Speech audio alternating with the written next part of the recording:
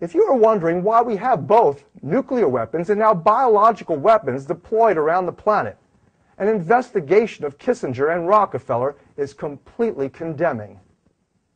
Read along with me this document classified by Kissinger concerning his plan to reduce third world populations. It reads, quote, "There is a major risk of severe damage to world economic, political, and ecological systems, and as these systems begin to fail, to our humanitarian values. The urban slum dwellers, though apparently not recent migrants, may serve as a volatile, violent force which threatens political stability. In international relations, population factors are crucial in and often determinants of violent conflicts in developing areas, and there is no single approach which will solve the population problem. The complex social, economic factors involved call for a comprehensive strategy. At the same time, actions and programs must be tailored to specific countries and groups."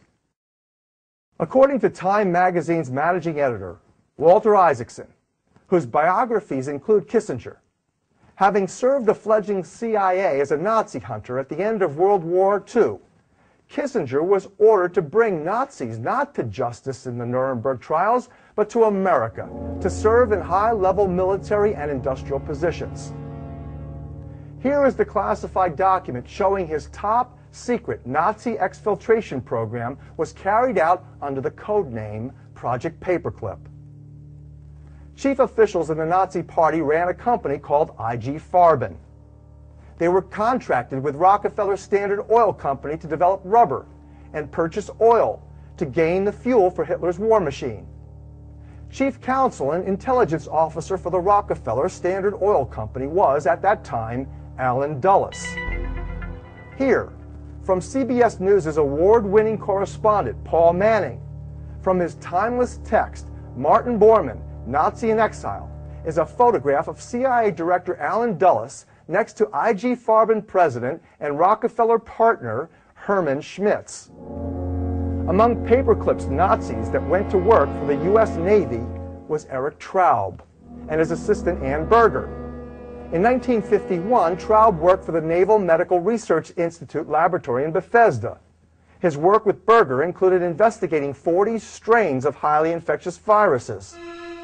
Eric Traub was Hitler's top biological weapons developer. So America actually inherited Hitler's biological warfare program, and Kissinger knew all about it. 2 decades later, Kissinger was positioned in the Nixon White House by Vice President Nelson Rockefeller, who also appointed Henry to direct the Council on Foreign Relations study group concerning the deployment of nuclear weapons throughout Europe. This is how America came to develop, with the help of Kissinger and the CIA, its modern arsenals of nuclear and biological weapons.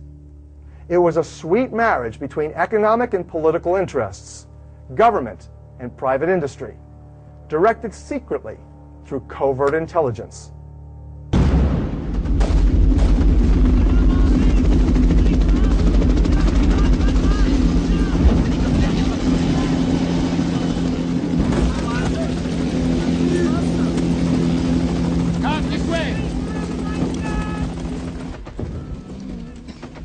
Men wounded in battle we can deal with. But this strange disease. 30 men dead yesterday. 18 the day before. We need supplies. Plasma, penicillin. We'll get you everything you need, Doctor. You're Americans.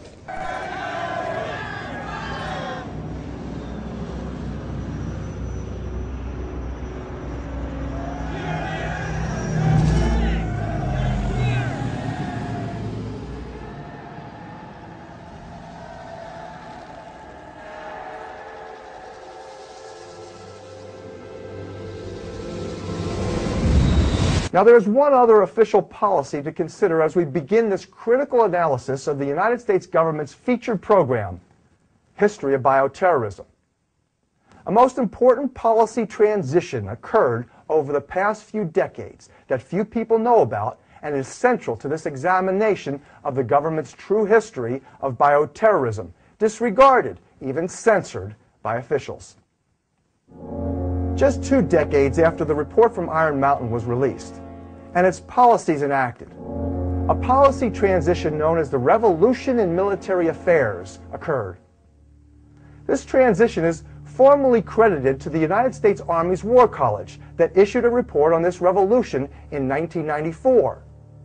But many of its strategies for population control began years earlier, as you can see in this publication from the 1960s. How important is this revolution? The military equated its content to the discovery of gunpowder and the atomic bomb that revolutionized warfare globally.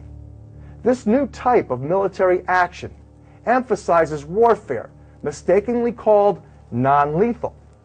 The weapons deployed in this revolution, like cancer viruses, are deadly, but they kill slowly and most expensively through medical management. This is morphine for the pain. This is for the nausea that I'm going to have.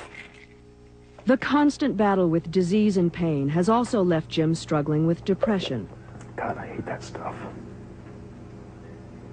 Being tied to the pill bottle, being nauseous and sick all the time, is not quality of life for me. That's not life. I mean, I'm living, but I'm not part of life. Come on, Jim, relax. Relax. I don't know whether just to stop all the medications and allow the disease to run its course, or to keep fighting. My dreams lately have been reliving my life. Every time they tell me that I'm near the end, I do that. These non-lethal armaments include the use of toxic biological, chemical, and electromagnetic technologies, including genetically modified microorganisms called GMOs, used to slowly but surely make people sick. Here is where the use of the media, and especially Hollywood, comes in. Critical for the success of these weapons of mass destruction and these secret military operations is what's called command and control warfare, abbreviated C2W. Officials at the War College were very concerned that these new systems of control may run contrary to American values, and that their introduction might be opposed by, quote, unconditioned individuals. So the media has been used to change American values and condition everyone to accept new wars and methods of conducting war. Infusion of psychiatric teachings into American government, academic institutions, schools, and companies. Applied propaganda methods intensively. A specialized part of this revolution in military affairs involved chemical as well as biological weapons. This warfare provides a key for criminal cover, which is called plausible deniability. Experts say the CIA uses this all the time to get away with assassinations and other crimes. Worst of all, no effective cures can be found while the scientific community debates for decades about what is actually causing the many contemporary sicknesses and diseases experts increasingly say are related to this 1-2 punch, chemical biological intoxication. Watch now as we begin the United States government's version of History of Bioterrorism. The idea of using disease as a weapon gained a new level of sophistication in the early 1930s as nationally funded research programs on biological warfare were developed. The Japanese had a very active offensive biowarfare research program which included a battalion known as 731. In their program, the Japanese conducted experiments on humans using 15 to 20 different disease-causing agents, with anthrax being one of their favorites. Allied prisoners of war and innocent Manchurian civilians in nearby villages provided an almost endless supply of experimental subjects. When word of Unit 731 leaked to the West, Allied forces began their own program